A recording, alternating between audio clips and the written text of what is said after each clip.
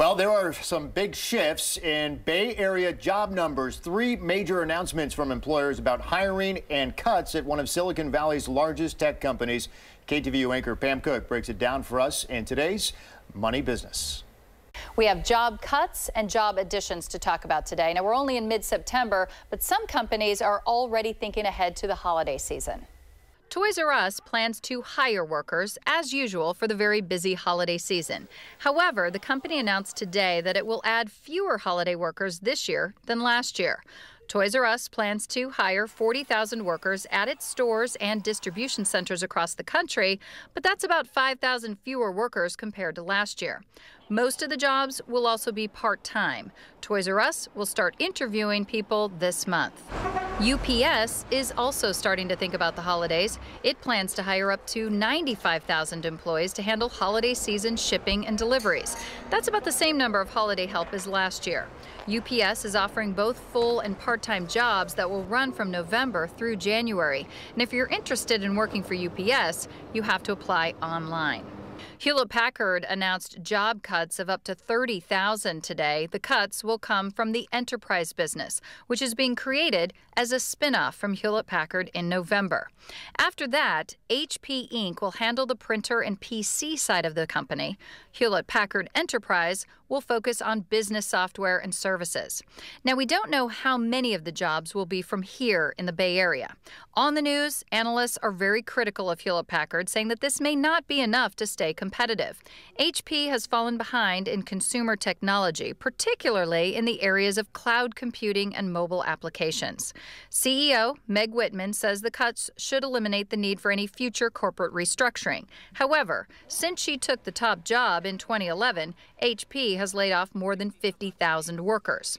Now, Whitman says the cuts over the last 4 years were focused on helping HP achieve a cost structure that's in line with its revenue trajectory, and that the new cuts will help HP expand its profit margins.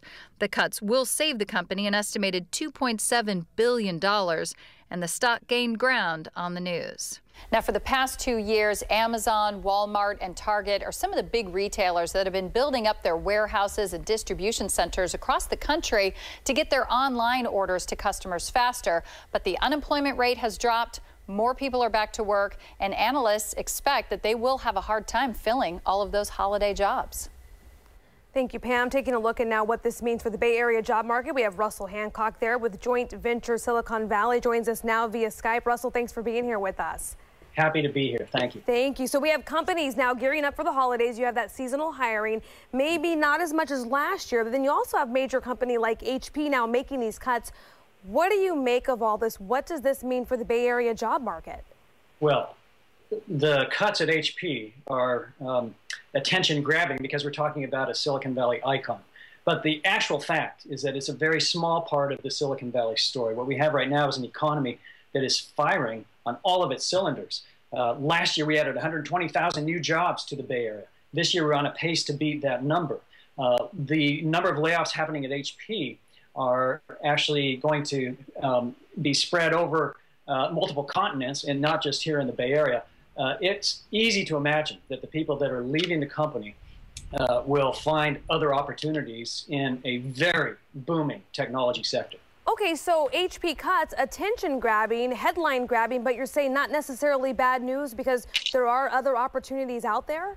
Look, the story about Silicon Valley is that companies, individual enterprises, have their fortunes go up and down. And this is, Silicon Valley is actually a graveyard of failed companies, and many of them large companies. Do you remember Envirotech? Do you remember Raycam? Do you remember Amdahl? How about Timeshare? How about Seagate Technology? I mean, these are all companies that used to claim the lion's share of our workforce, but their fortunes change. This is a brutalizing, churning, dynamic economy. Industries reach a point of maturation, and then they become defunct. And only companies that can reinvent themselves will survive that. Meanwhile, the overall economy continues to hum. Okay, so specifically when it comes to HP, some 30,000 cuts or up to 30,000, they say it's about being leaner and more competitive. What do you think, though, it says about the company? This is a company that's troubled. Nobody disputes that fact. This is a company that for more than a decade has not been able to figure out what it wants to be when it grows up. It used to be an iconic company. It used to have very clear market niches. The environment has changed. Now it's about cloud. Now it's about mobile. Here they are. It's less about printing. That's perfectly clear. And HP hasn't been able to navigate that change. So they're doing what they have to do to keep their profit margins where they need to be to get the kind of support and investment they need on Wall Street. Whether it works in the long term, that's anybody's guess. Right. Okay, Russell, up to 30,000 people losing their jobs. We don't know exactly where they will come from, but hopefully they will be able to find more work. Russell Hancock with Joint Venture Silicon Valley. Thank you so much, Russell. Always a pleasure. Thanks.